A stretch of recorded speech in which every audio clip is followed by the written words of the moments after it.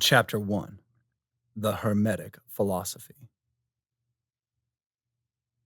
From Old Egypt have come the fundamental esoteric and occult teachings which have so strongly influenced the philosophies of all races, nations, and peoples for several thousand years.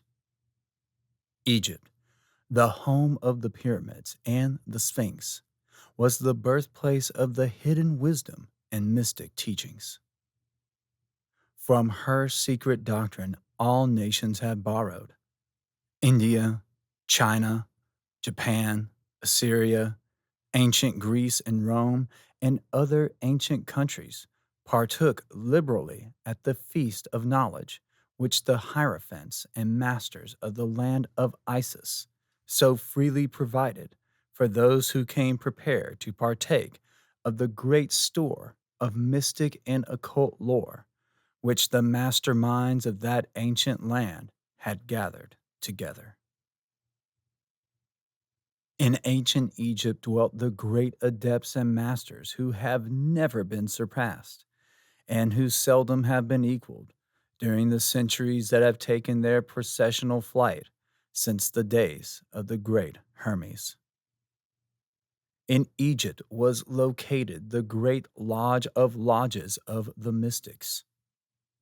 At the doors of her temples entered the neophytes who afterward, as hierophants, adepts, and masters, traveled to the four corners of the earth, carrying with them the precious knowledge which they were ready, anxious, and willing to pass on to those who were ready to receive the same. All students of the occult recognize the debt that they owe to these venerable masters of that ancient land. But among these great masters of ancient Egypt, there once dwelt one of whom masters hailed as the Master of Masters. This man, if man indeed he was, dwelt in Egypt in the earliest days. He was known as Hermes Trismegistus. He was the father of the occult wisdom, the founder of astrology, the discoverer of alchemy. The details of his life story are lost to history, owing to the lapse of the years, though several of the ancient countries disputed with each other in their claims to the honor of having furnished his birthplace, and this thousands of years ago. The date of his sojourn in Egypt in that his last incarnation on this planet is not now known, but it has been fixed at the early days of the oldest dynasties of Egypt, long before the days of Moses. The best authorities regard him as a contemporary of Abraham, and some of the Jewish traditions go so far as to claim that Abraham acquired a portion of his mystic knowledge from Hermes himself. As the years roll by after his passing from this plane of life, tradition recorded that he lived 300 years in the flesh. The Egyptians deified Hermes and made him one of their gods, under the name of Thoth. Years after, the people of ancient Greece also made him one of their many gods, calling him Hermes, the god of wisdom. The Egyptians revered his memory for many centuries. Yes, tens of centuries, calling him the scribe of the gods, and bestowing upon him distinctively his ancient title Trismegistus, which means the thrice great, the great great, the greatest great, etc. In all the ancient lands, the name of Hermes Trismegistus was revered, the name being synonymous with the fountain of wisdom. Even to this day, we use the term hermetic in the sense of secret, sealed, so that nothing can escape, etc., And this by reason of the fact that the followers of Hermes always observed the principle of secrecy in their teachings. They did not believe in casting pearls before swine, but rather held to the teaching milk for babies, meat for men. Both of which maxims are familiar to readers of the Christian scriptures, but both of which had been used by the Egyptians for centuries before the Christian era.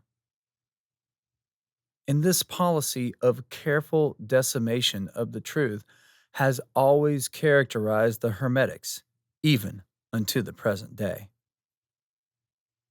The Hermetic teachings are to be found in all lands, among all religions, but never identified with any particular country, nor with any particular religious sect. This because of the warning of the ancient teachers against following the secret doctrine to become crystallized into a creed. The wisdom of this caution is apparent to all students of history. The ancient occultism of India and Persia degenerated and was largely lost, owing to the fact that the teachers became priests and so mixed theology with the philosophy. The result being that the occultism of India and Persia has been gradually lost amidst the mass of religious superstition, cults, creeds, and gods. So it was with ancient Greece and Rome.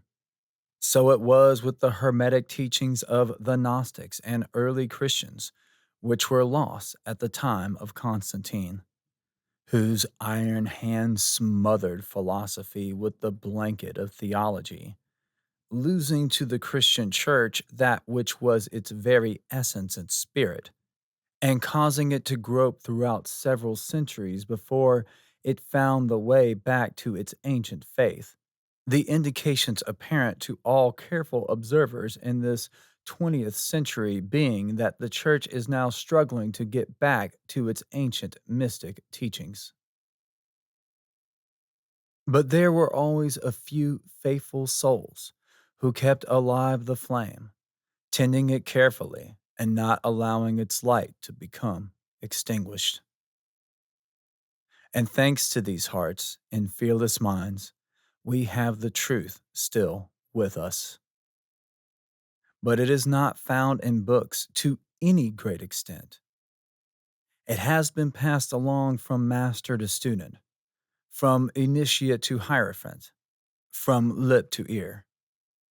When it was written down at all, its meaning was veiled in terms of alchemy and astrology, so that only those possessing the key could read it aright. This was made necessary in order to avoid the persecutions of the theologians of the Middle Ages, who fought the secret doctrine with fire and sword, stake and cross. Even to this day, there will be found but few reliable books on the Hermetic philosophy, although there are countless references to it in many books written on various phases of occultism. And yet, the Hermetic philosophy is the only master key which will open all the doors of the occult teachings. In the early days, there was a compilation of certain basic Hermetic doctrines passed on from teacher to student, which was known as the Kybalion. The exact significance and meaning of the term has been lost for several centuries. This teaching, however, is known to many to whom it has descended, from mouth to ear, on and on throughout the centuries. Its precepts have never been written down or printed, so far as we know. It was merely a collection of maxims, axioms, and precepts, which were non understandable to outsiders, but which were readily understood by students after the axioms, maxims, and precepts had been explained and exemplified by the Hermetic initiates to their neophytes.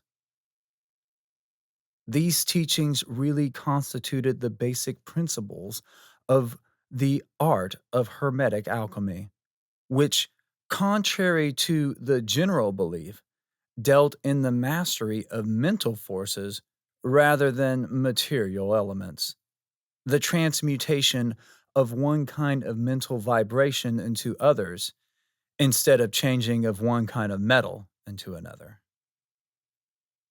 The legends of the philosopher's stone, which would turn base metal into gold, was just an allegory relating to Hermetic philosophy, readily understood by all students of true Hermeticism.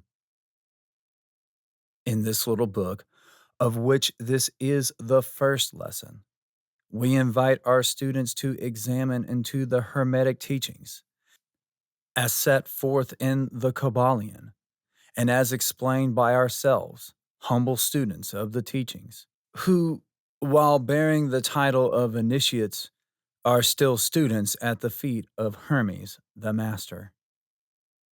We herein give you many of the maxims, axioms, and precepts of the Kybalion, accompanied by explanations and illustrations, which we deem likely to render the teachings more easily comprehended by the modern student, particularly as the original text is purposely veiled in obscure terms.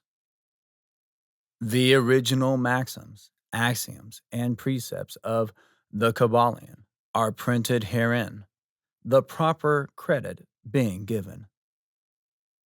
Our own work is printed in the regular way, in the body of the work. We trust that the many students to whom we now offer this little work will derive as much benefit from the study of its pages as have the many who have gone on before, trending the same path to mastery throughout the centuries that have passed since the time of Hermes Trismegistus, the master of masters, the great great. In the words of the Kybalion, so that, according to the teachings, the passage of this book to those ready for the instruction will attract the attention of such as are prepared to receive the teaching. And, likewise, when the pupil is ready to receive the truth, then will this little book come to him or her. Such is the law. The Hermetic principle of cause and effect in its aspect of the law of attraction will bring lips and ear together, pupil and book in company. So mote it be.